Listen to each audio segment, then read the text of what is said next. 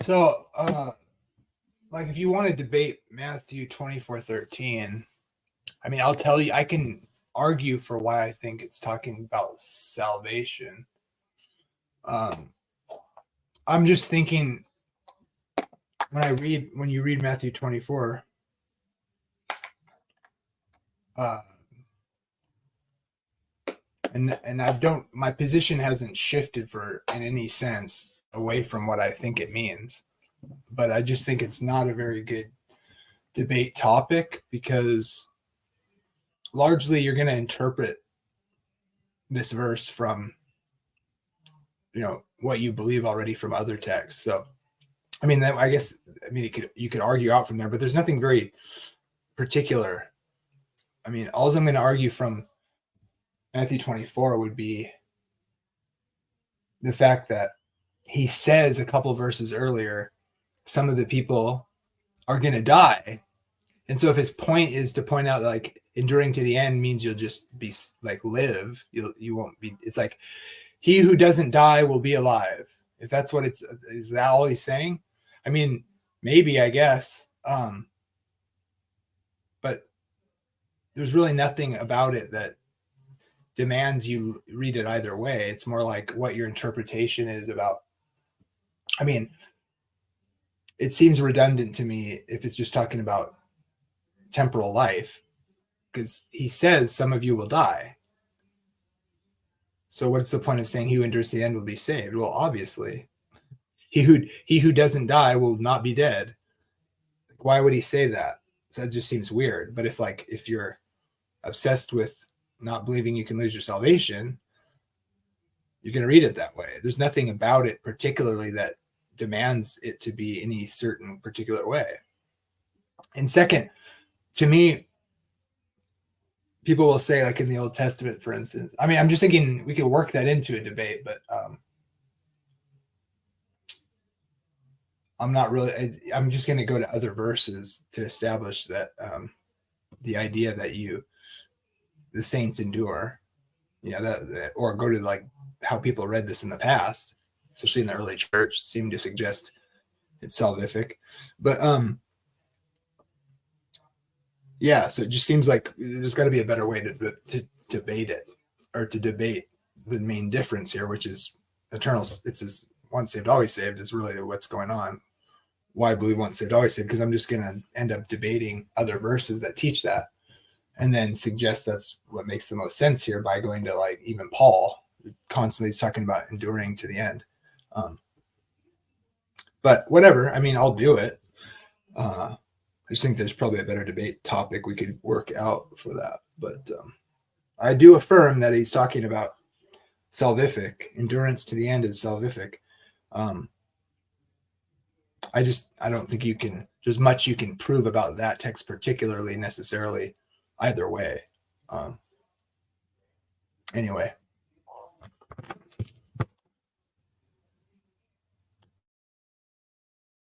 Why don't you find someone to debate me? Like, you should have been encouraging Miles to accept my debate instead of acting like I wouldn't take his debate when I was the one who challenged it.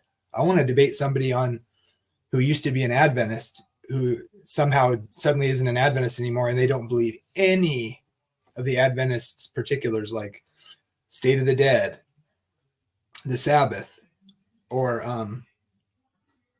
the nature of hell.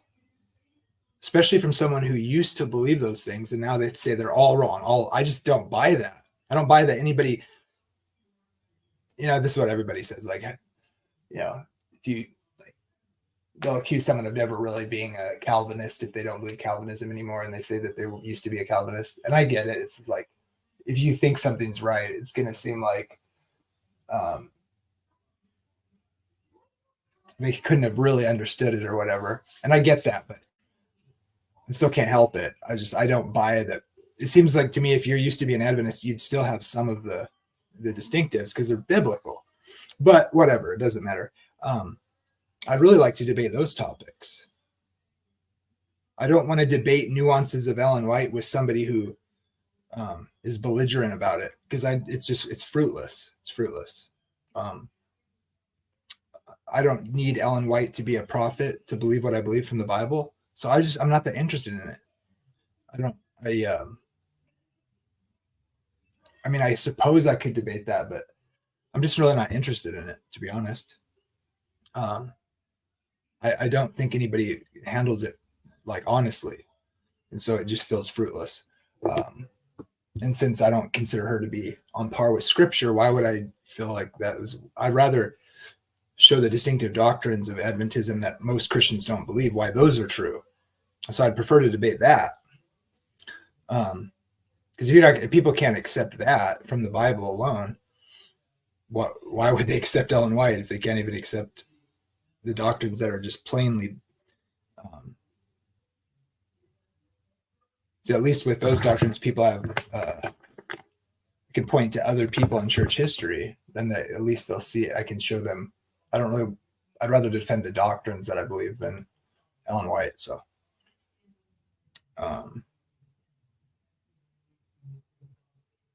that's just me, though. There's other people that'll debate Ellen White, but it's not because I don't think she's right. I do think she's right, but I'm not interested in debating it.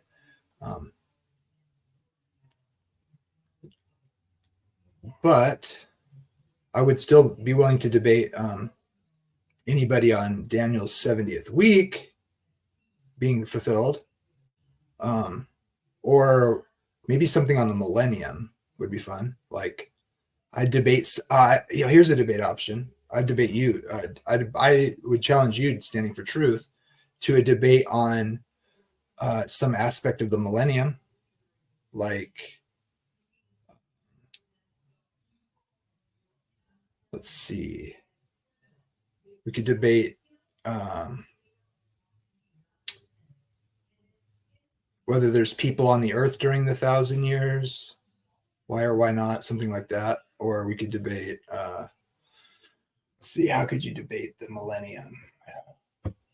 Because you're pre-millennium, pre-wrath.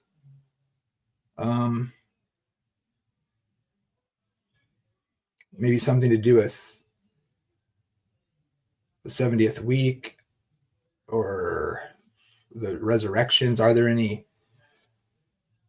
Does the second resurrection? I'm not sure what you believe on that. I can't remember. I guess I could look at your book, but we could debate. I think you think that there's going to be the second resurrection has saints in it or saved people. I don't think there's any saved people in the second resurrection at the end of the 1,000 years. I'm not sure if you do or not. So my position would be that so here's my position. You can come up with a debate title for it. I think I can show that all saved people of history are raised in the first resurrection at Christ's return. So all people that are saved, there's no other, all the saved people of all time are raised in the first resurrection. And all lost people are at the second resurrection. And that's it. I would debate that.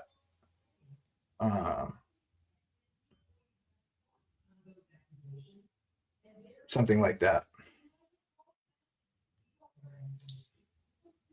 But again, that is kind of, there's not a lot of text you can really appeal to.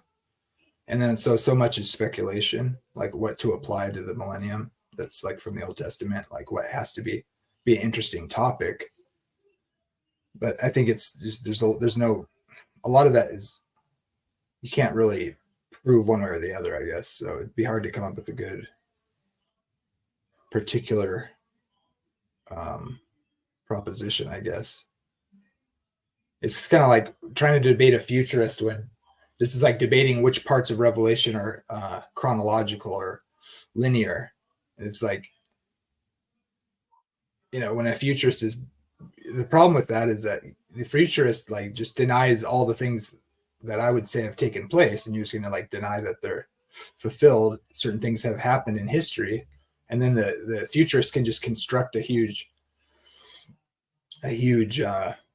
thing about things that haven't happened. So you can just like, and then demand that you take certain parts in a linear fashion, like maybe the trumpets and the bowls and the vials and all that. Oh, there was one verse on that I was going to point out on. I think one of the better arguments for futurism is which verse is it? Chapter 14, or is it, and then the sun and the moon, and after those days or whatever, the sun and the moon goes dark or whatever. I was noticing something interesting about that because I always thought like, yeah, that really does seem right. The let's see, where was that?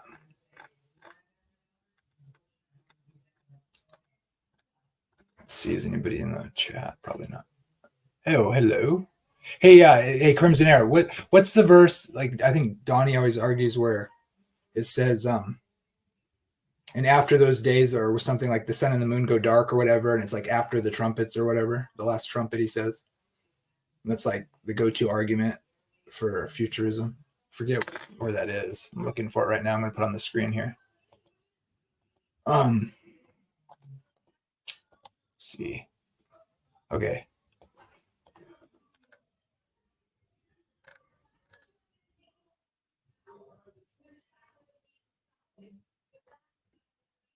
Is that into verse 17 maybe or something? I forget.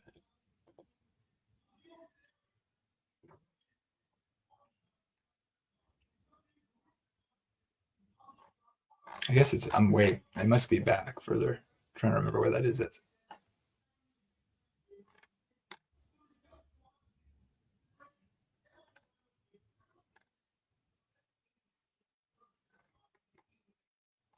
can't remember where it is.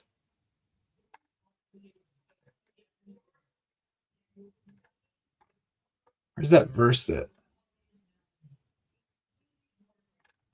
It's got to, the heck, I don't remember. It's in 7 or 8, yeah. Okay. It's going into the next chapter. I remember that. Where it says the sun and the moon go dark or whatever.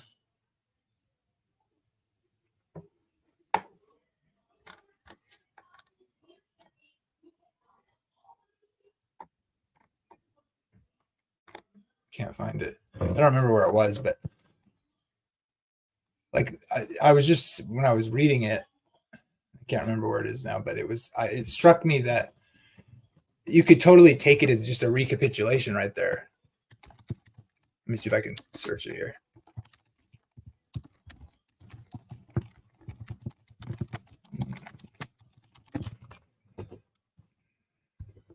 And so like when I read it, it does sound like,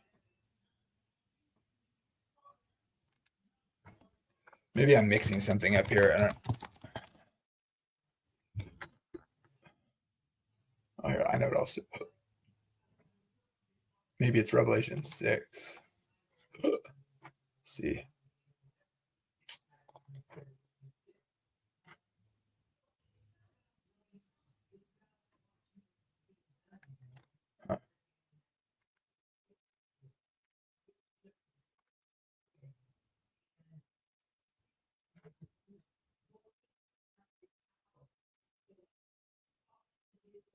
Anyways, I don't remember. But here's something that I wanted to point out recently, pointing out. Okay, notice this. And it was given unto him to make war with the saints and to overcome them, and power was given over all kindreds and tongues and nations. And all that dwell upon the earth shall worship him, whose names are not written in the book of life. So think about that. Everybody, when Jesus returns, right, he's going to destroy the Antichrist because of 2 Thessalonians 2, right? Whom Christ will destroy with the brightness of his coming and the breath of his mouth. If those days weren't shortened, right, there would be nobody left. So and then he comes and he destroys the Antichrist. Obviously, it's the time of trouble, the great tribulation. It's cut short because Jesus returns and he destroys the Antichrist, who's inflicted the mark of the beast. And here is describing this. And it was given unto him to make war with the saints and to overcome them, and power was given over him, kindreds and tongues, and all that dwell on the earth shall worship him, whose names are not written in the book of life. So think about that. That means when Jesus returns and kills the Antichrist, with the brightness of his coming and the breath of his mouth. Because he also says in Matthew 13 that when he comes, right, he's going to separate the nations, which I don't think has to happen direct.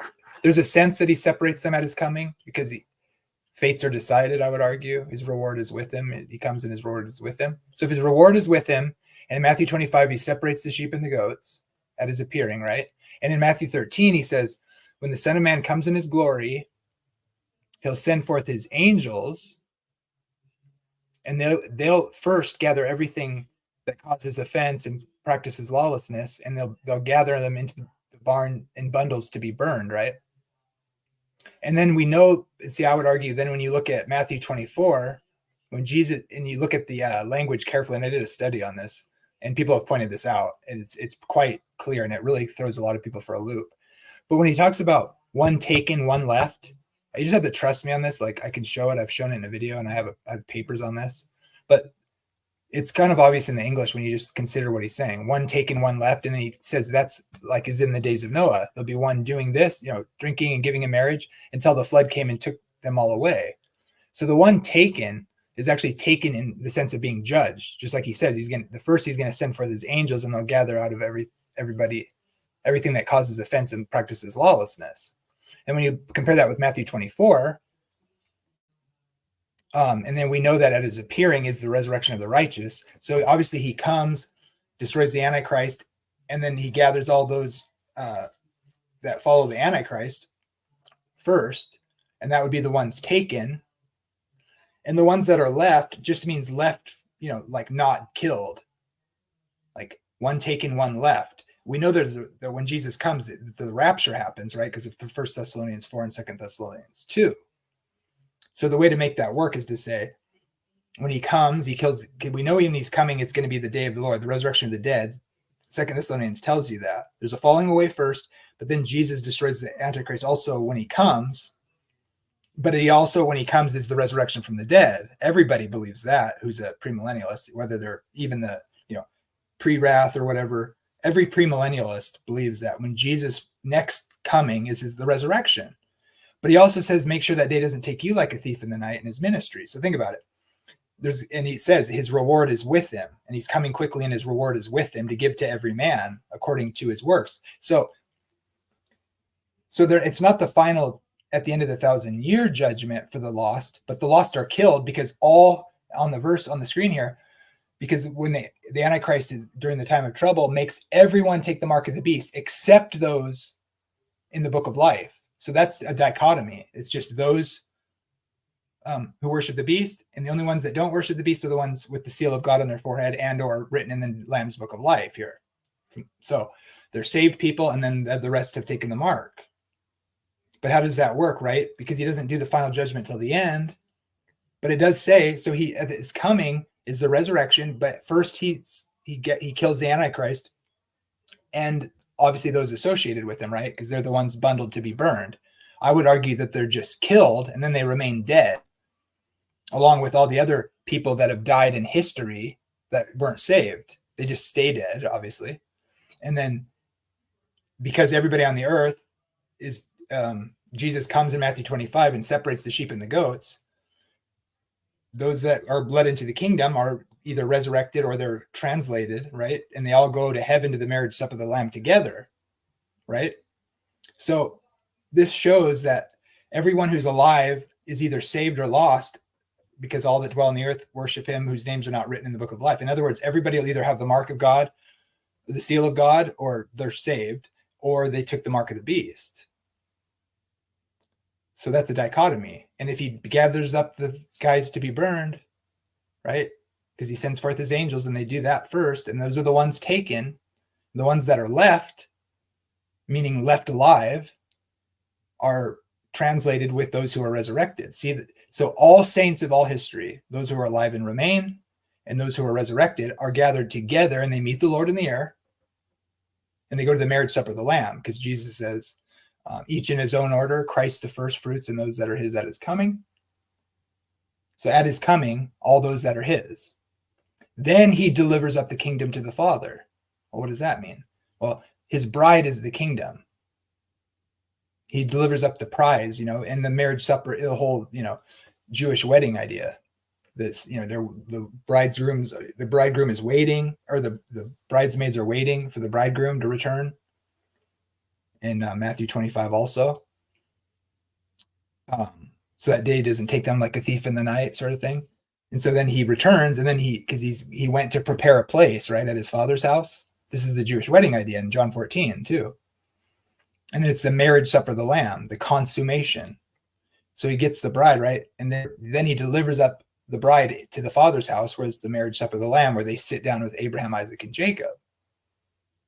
So we know all the saints go to heaven. Then there is no like saints, like that. This is the end. Like when Jesus comes, you're either saved or lost, and people who have died are saved or lost. Of course, people don't see that as clearly because they think they go to heaven when they die and all that. But there's still, it's a resurrection. All the saints are resurrected into their bodies, at least, right? If you don't understand it the way I understand it. But it's still true that that's a gathering of all those who have died and all those who are alive and remain. All saints on the earth are translated at Jesus appearing, and they're taken to the marriage supper of the Lamb, where then he delivers up the kingdom to the Father after he's made all his enemies a footstool, which is him killing the Antichrist, according to 2 Thessalonians 2. So if all the saints go to heaven to the marriage supper of the Lamb, and all the living ones on earth when he comes have taken the mark of the beast that aren't saved, not written in the Lamb's book of life, and they die because they're judged, right? He separates, and it says he separates them at his coming, the sheep and the goats. That's a separation. They just haven't been finally judged yet. They're just killed. And so, and then that explains why Satan is bound for 1,000 years. He's bound to the earth, and there's nobody to tempt. All the fallen angels and Satan are chained to the earth, which has been destroyed at Christ's coming, right? It says the day of the Lord is, going to be tumultuous and all that, and like a dark day, a judgment, right? And they're going to hide in the rocks and all that, right? They're going to be judged by he who sits on the throne and from the wrath of the Lamb. So I don't see any other way to make this work. People have all these weird ideas about there's 1,000 years on the earth, but how, when? The saints he delivers up all the saints to the Father's house for the marriage supper of the Lamb, which is obviously in heaven, because that's the Father's house. He takes the bride back to the consummation chamber, according to the Jewish wedding. So all the saints of history go to heaven because everyone else is taking the mark of the beast, or, the lost dead are just still dead, or however you understand that, but they are dead. He didn't resurrect the non-saved people at his coming. It's just the resurrection of the righteous. But he also judges the wicked, who are obviously everybody else, because the Antichrist makes them worship the beast. Everyone, every tribe, or every kindred, tongue, and nation, all that dwell upon the earth worship him, the Antichrist, whose names are not written in the book of life. So if everybody except those that are saved, or the ones written in the book of life of the Lamb sent from the foundation of the world, think about it. There's just the saved and the lost there, and he comes and his reward is with him to give to every man according to his work. So I don't, and then as far as scripture goes, you don't see the saints coming back to the earth until the end of Revelation 20, where it says, I saw the holy city, the new Jerusalem, coming down of heaven, adorned for the bridegroom.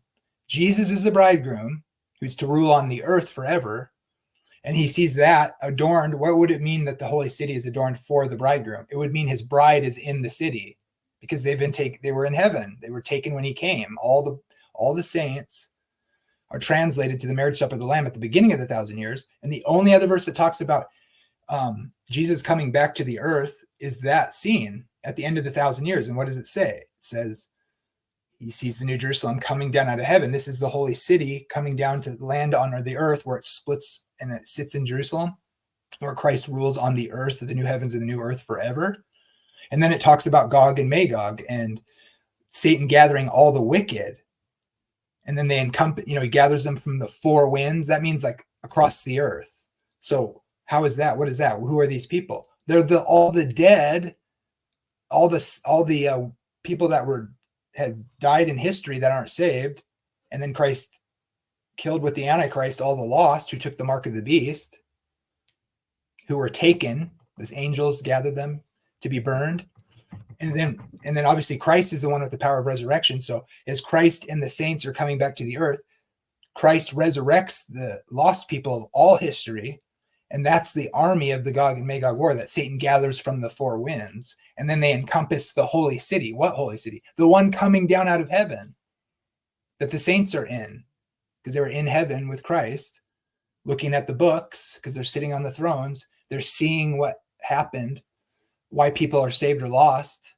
And he's showing them that's how they're ruling and reigning. They're being shown the judgments of God. And then they come back to the earth, and then Jesus resurrects all the lost, and then they kind of demonstrate their rebellion by being gathered by Satan and trying to take the holy city, come down out of heaven, and then fire comes down and consumes them from heaven. That's what it described in the Old Testament and in the New and in Revelation. So they're resurrected unto their final judgment. The sea gives up the rest of the dead, the end of the 1,000 years.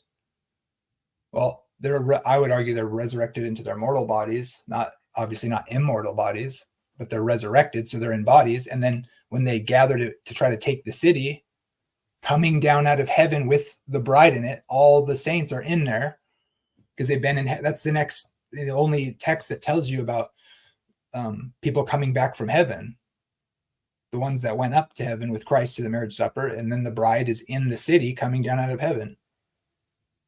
And then Satan's released from his prison because all the wicked who are to be judged in the second judgment, right, at the end of the 1,000 years, he's released from his prison. Why? Well, because now there's people again for him on the earth, and he does tempt them. He gathers them together to fight Christ returning from heaven at the end of the 1,000 years. So that's the Gog and Magog war. It's literally every lost person of history kind of demonstrating their rebellion by being gathered by Satan, and they try to take the city. Fire comes down out of heaven and devours them. People think this is crazy, but it's biblical. It's the only one that works when you put all the text together. So that's my argument.